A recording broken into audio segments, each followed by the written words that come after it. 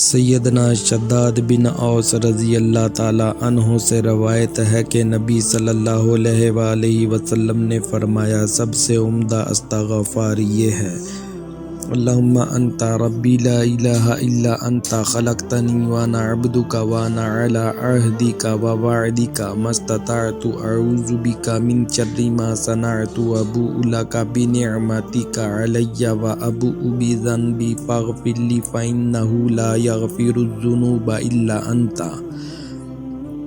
اے اللہ، تو ہی میرا رب ہے، تیرے سوا کوئی معبود نہیں۔ تو نے مجھے پیدا کیا اور میں تیرا بندہ ہوں، اور میں اپنی استطاعت کے مطابق تجھ سے کیے ہوئے عہد اور وعدے پر قائم ہوں۔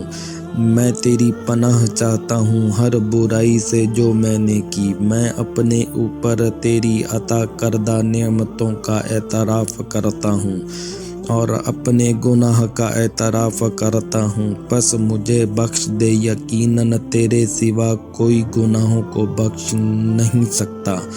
آپ صلی اللہ علیہ وآلہ وسلم نے فرمایا، جس نے اس دعا کے الفاظ پر یقین رکھتے ہوئے صبح ان کو کہہ لیا اور اسی دن شام ہونے سے پہلے اس کا انتقال ہو گیا تو وہ جنت والوں میں سے ہے، اور جس نے اس دعا کے الفاظ پر یقین رکھتے ہوئے رات میں ان کو پڑھ لیا اور پھر اس کا صبح ہونے سے پہلے انتقال ہو گیا تو وہ جنت والوں میں سے ہے۔